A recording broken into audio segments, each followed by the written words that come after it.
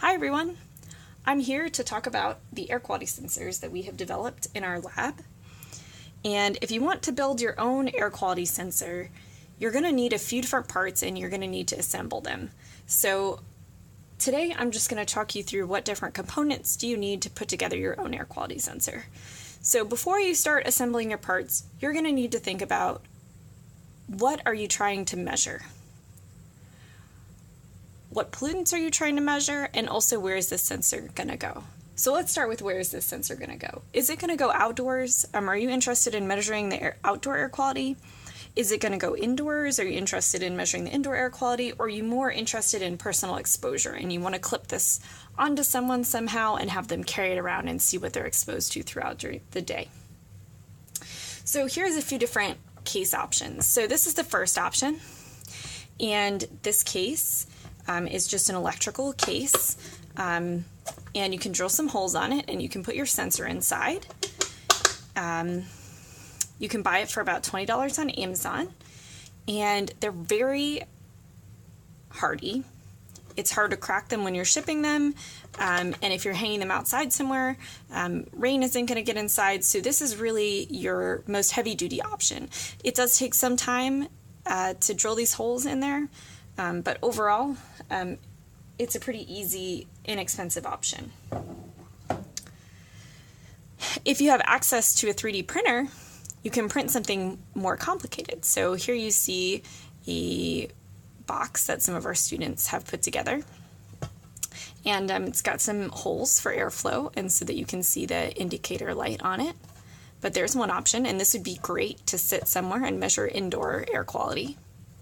But you can also print something up that has some kind of loops on it, and this would be great for personal exposure. So you could clip it to someone's bag, you could even hang it outside in a protected area, or maybe even mount it indoors somewhere more conveniently. So if you have access to a 3D printer, you can check out some of our 3D printer designs online, or you can even build your own. So one last example is one that some students put together so that they could mount it to a drone. So if you have a specific mounting place, then 3D printing is very flexible. So what if you want to measure personal exposure and you don't have access to a 3D printer? So the first, most inexpensive option is just an eyeglass case. So here's an example. It's just a zippered eyeglass case. We've cut some holes in it and put in some bug netting, and then we've just Velcroed the sensor in there. And so you want to make sure your sensor is really secure and that nobody covers the inlet to the sensor here, but that's a really good option. And lastly, we have this case that was specially designed for us, and so you see this overhang, so we could either set it on its side like this, on a shelf or something in someone's home. We can clip it to someone's backpack, or some other kind of bag for personal exposure, or we can even hang it outside and it's completely waterproof with this overhang. And so you can get these made in either clear plastic, which is really cool if you want to see inside, or you can get it made with colored plastic, which is a little bit more sturdy for more long-term use. So those are your case designs. And so once you decide on what your case design is, that will determine what PCB you want to do. So our lab has designed two different PCB designs. So the first PCB design is this smaller PCB that you see here. And so all the components are on one side of the PCB. And PCB is just a printed circuit board. So that is that green piece that all of the little electronics are soldered onto. And your other option is a larger PCB, a larger two-sided. So that's something that's in one of these kind of cases. And it's also in this case. This case has larger, this one uses a smaller. So here's your two-sided PCB. And so it's got all the same components on there, but they're on two sides of the board, and we just think that that works better for some of these different kinds of case designs.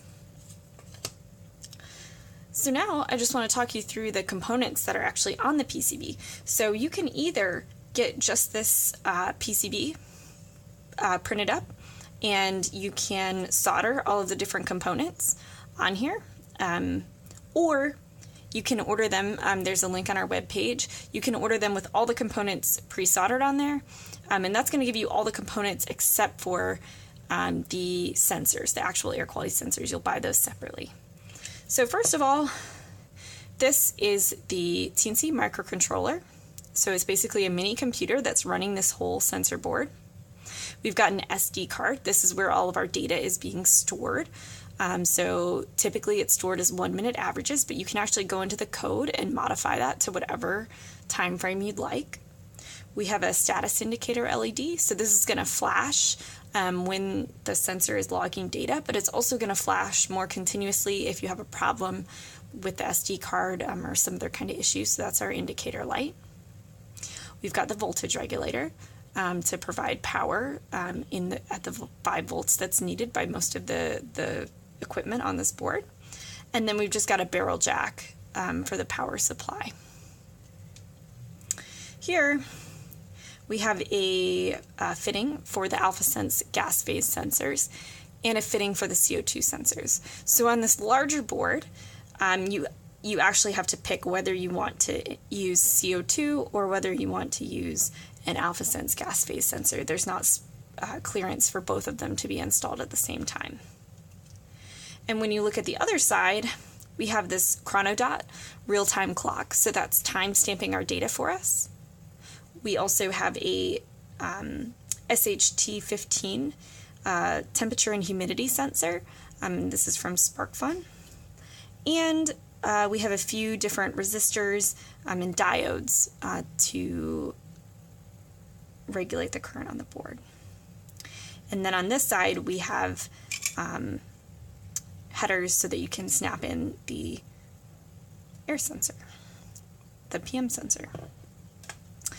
And so one thing you'll notice is that we have used headers on a number of the components. So we have headers for the sensors, we have headers for the SD card holder, and we have headers on the board from the Teensy. And so you can actually pull the Teensy off, which is a really good feature because occasionally the Teensy's will die for some reason, and you can just pop it back a different one on without having to replace your whole board. So it's up to you. You can also solder these directly onto the board instead of using these black headers that you see here, but we really like them. So that's the larger board.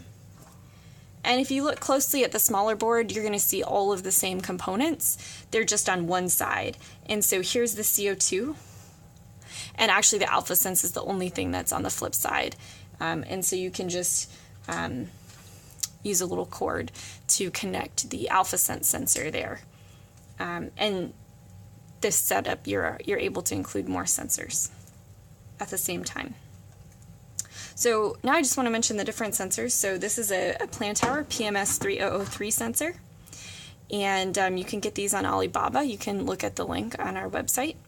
And just make sure that you get one that has this fitting on the end. This is really important so that it snaps in. Otherwise, you're going to have trouble connecting it. So this is for PM 2.5. It actually measures PM 1 and PM 10 also, if you're interested in that. We also use the Kozer CO2 sensors, and you can get these in different concentration ranges. And we also like the AlphaSense gas phase sensors. So this is an ozone sensor. It's actually combination NO2 and ozone. You need 2 sensors to be able to measure ozone. And there's actually space on the board for up to 3 of these sensors. You can go on their website and decide if you're interested in other pollutants, SO2, CO, something like that. Then you can add additional sensors. So those are the air quality sensors. And there's just a couple other parts that you're going to need. So you're going to need a barrel jack plug. And you can find a link there. It's just barrel jack to USB, right? You're also going to need, for programming, a micro USB to USB cord. You may already have one for your cell phone or some other kind of electronics.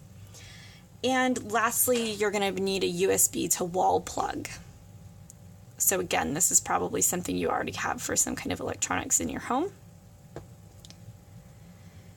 And One other thing I'll mention is if you don't have wall power available, or if you're trying to do personal monitoring, you can use a power bank like this to be able to charge the sensors. And so this is a 20 amp hour battery, and it'll run our sensors for about 3 days, 2 to 3 days. So there you have it. That's pretty much all the intro information you need to know to be able to pick out your case, decide what PCB you need to use, pick out your different air quality sensors, and get all the other components needed to put it together. So stay tuned. We'll post some more videos going into more depth on how to assemble it and different troubleshooting problems that you may run into. So thanks.